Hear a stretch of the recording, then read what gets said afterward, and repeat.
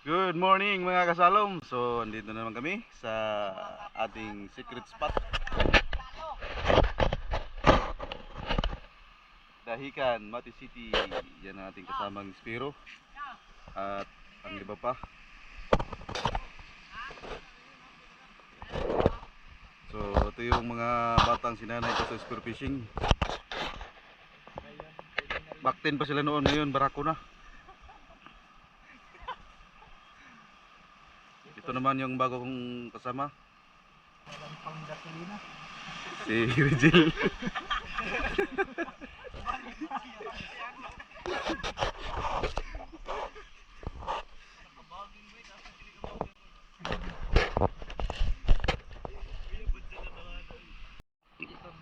Ano to?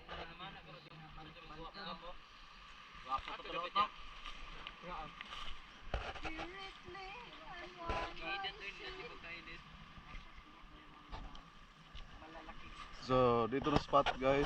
Meron tayong protocol. Dapat natin gawin. Basahin mo, Chard. Ha? Basahin mo. Basahin mo.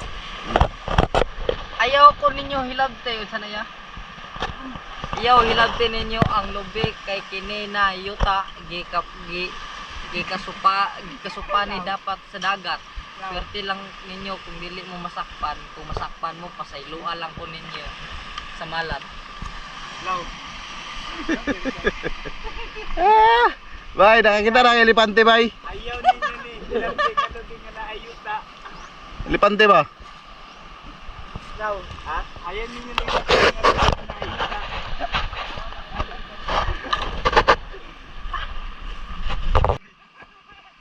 Ano, nakabagi? Chard, mag-short ka? Ano man?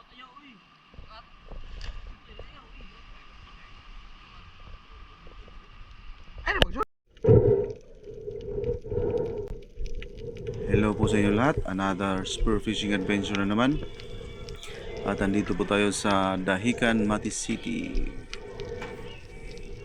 Sa ngayon ay sinusulit po natin yung season ng habagat at malapit na po ang amihan. Ito po yung mga kasamahan kong Spiro. Ang isa po ay nakahuli na ng needlefish.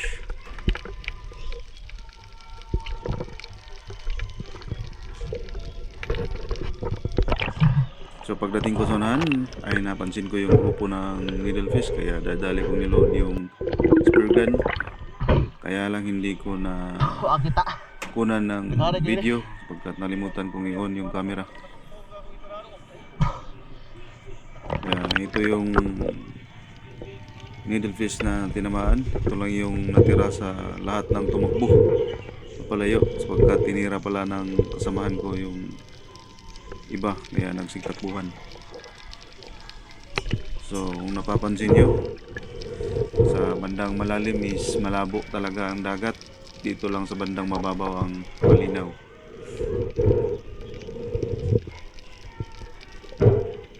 Kaya ang balak nating puntahan ngayon ay ang mga bahayan ng mga isda. Baka may mahuli tayong good size na mga snapper, mauri at grouper.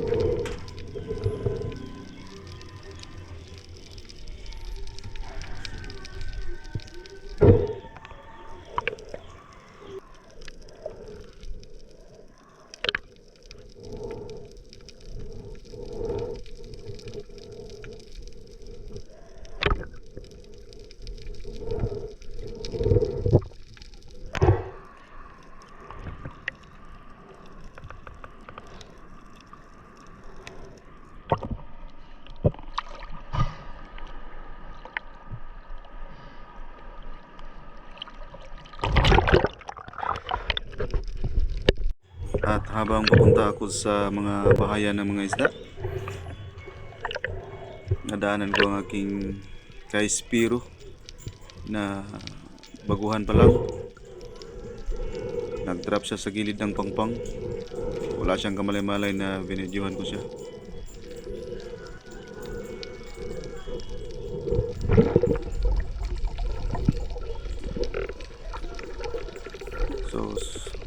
Mula sa malayo nakita ko yung spotted snapper.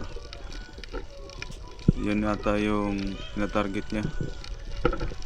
Kaya lang nabulabog kasi dalawa na kami dito sa ilalim. Pero yung kasamahan ko dito na tayo, wala siyang kamalay-malay na sa likod niya ako. Kaya lang hindi lumapit yung spotted snapper, kaya tinira niya yung maliit na parrotfish, yung maitim. Kaso hindi niya tinamaan. Kaya ito na ngayon, napuntahan ko na yung bahayan ng mga isda.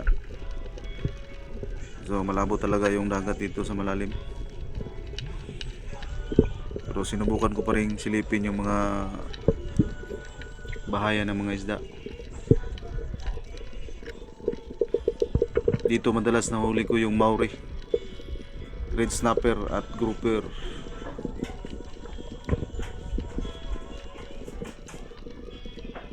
So sa nakikita nyo, malabo talaga ang dagat. Malawak yan sa loob, kaso lang malabo talaga, kaya hindi natin makita kung anong nasa loob. Kaya wala tayong pag-asang makahuli.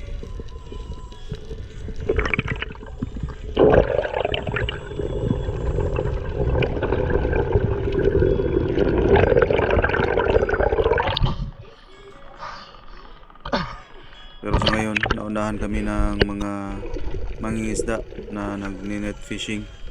Kaya wala na pag-asang makahuli pa ng marami. Kasi naunahan na nga kami. Istorbo na yung dagat.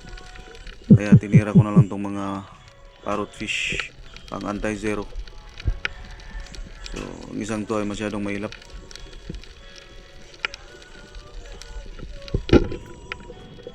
Ayun, nahuli ko pa rin. Tinamaan siya.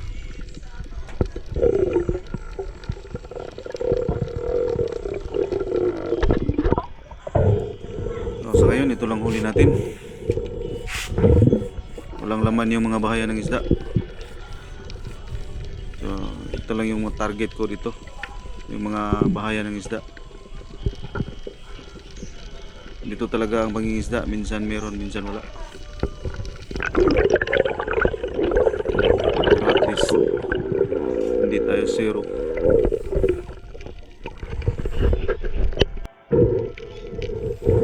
Kahit pa paano may nahuli pa rin. So ito yung kasamahan ko na nakahuli ng needlefish. Hindi maganda yung tama na needlefish, kaya second shot niya sa akin. At ito na kami, mga kasalom. Pumahon na kami. Ito na yung kasamahan ko na baguhan. So hindi siya nakahuli ng marami kasi naunahan kami ng mga net fisher. Nabulabog na yung spot, kaya mga isda ang sitakbuhan na. Umalis na sila sa spot na Lubog kayang balayan na, hindi madalas makita ang mga bangag. Pastilanan. pinupuntahan nila. Di ba, ba't man tayo dito? Tulo.